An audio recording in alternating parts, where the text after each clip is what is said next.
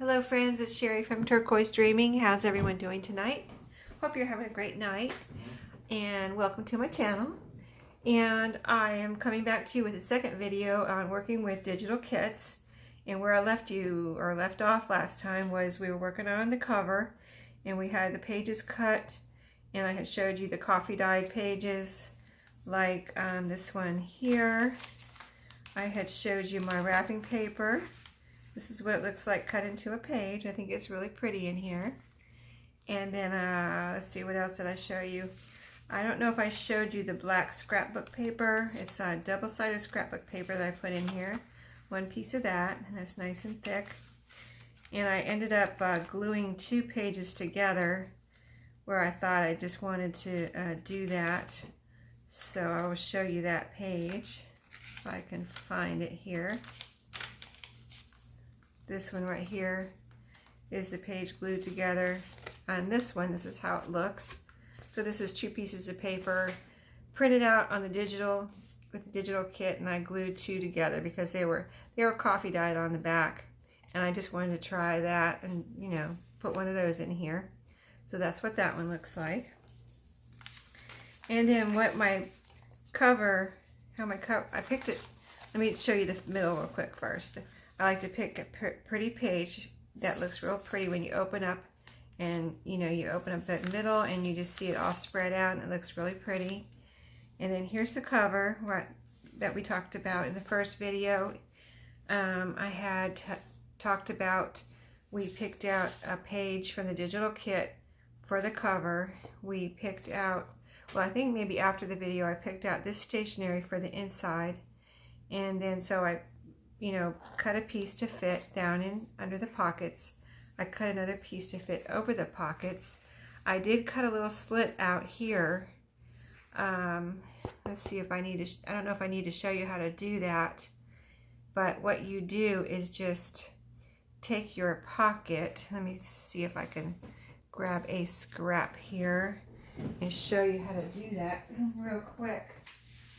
Say you have your pockets straight like this on your page, and what you want to do is just kind of bend your pocket down, fold it in half like this. Not necessarily, if you have it attached you can't really fold it in half all the way, but just fold it in half as best you can, and then cut a little triangle out right here. So I'm kind of doing this in a weird way, but so I'm not even sure if I'm doing it right here. But just say this is your pocket, and you cut a little triangle right here in the middle. So then you have your pocket. So it'll be like this, like I just showed you. So say this is your pocket. You turned it down here, you folded it in half, and you cut a little triangle off, and then there you go. You have your little cut in the middle of your pockets. So that's how I do that. And then once I had my one layer, cardstock layer, stationery layer, and my pockets ready, then I went ahead and put my rickrack on here. You can put a dab of glue on there just to hold it in place. You don't have to put a lot of glue on there because you're going to sew it down anyway. Unless you don't have a sewing machine, then you can use Fabri-Tac, of course, to glue it down. But what I did was just go ahead and, get all my layers together like that. Pockets, everything, and then sew everything together. So I had glued this down and glued this down. So everything's glued and sewed. Just straight stitched here on both sides. And, so I just went around, straight stitch, zigzag, straight stitch, zigzag. So then the cover is done. So, and then the pages we had cut before, except for the wrapping paper and the scrapbook paper. And then I kind of went ahead and trimmed them and made sure they all fit in here nicely. Nothing sticking out over the edge. So I've got both of these done at that stage. And now what I'm doing is adding some more pages because there's only like 11 papers in here when you fold them in half. That's 22, and my goal is to have 20 papers, or when you fold them in half, 40 pages, or if you count both front and back, that's 80 pages. So put these aside and I'll show you what I'm thinking about so far for the rest of the pages. And I'm going to, I kind of already cut them. So I'll show you what I have ready and then show you what I'm thinking about as the next steps that I'm going to do. So I've never done this before. I usually just put in a doily by itself, but I wanted to make it a little more sturdy.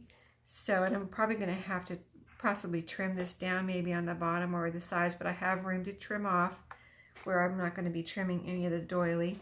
This is a food color dyed doily in blue, and I'm going with some blues because of the blue butterflies in this journal, but in this digital kit.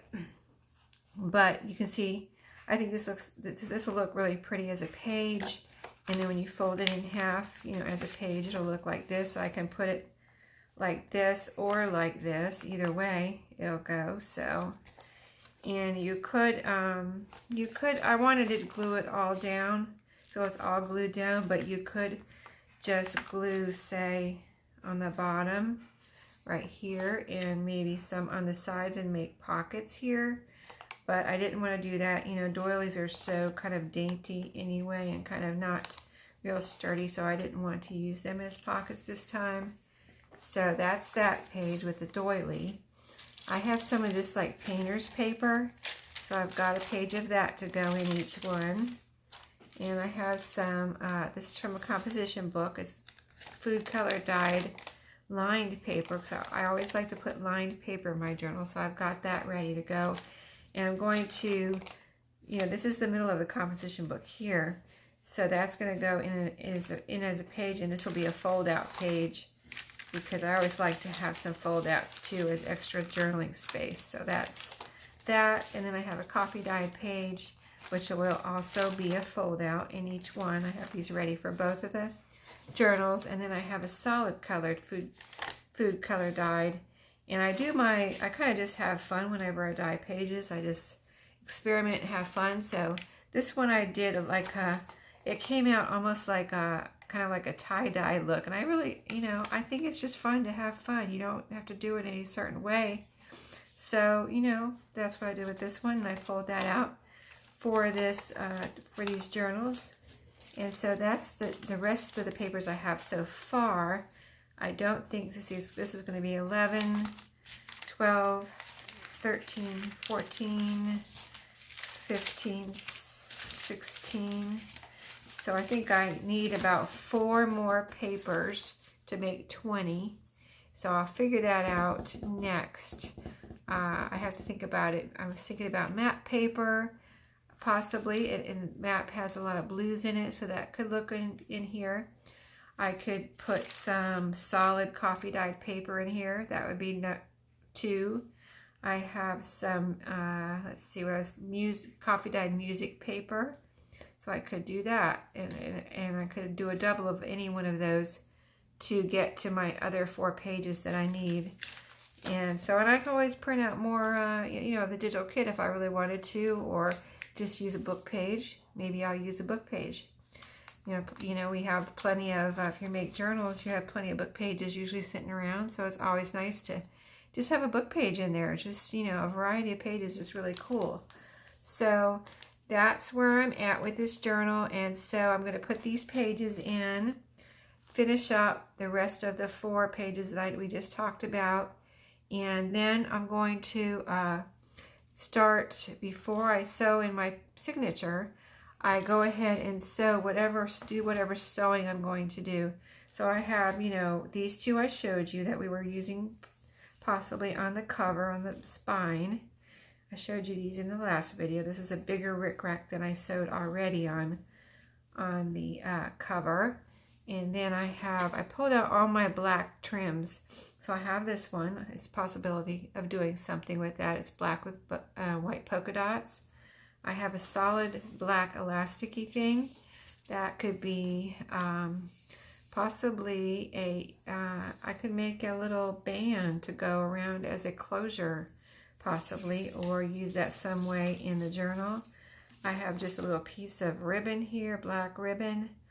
I have this looks like a black shoestring. So I just come across these things and throw them in my trim bag for possible future use in some way. So that's what I've got right now, all my black trims that I pulled out.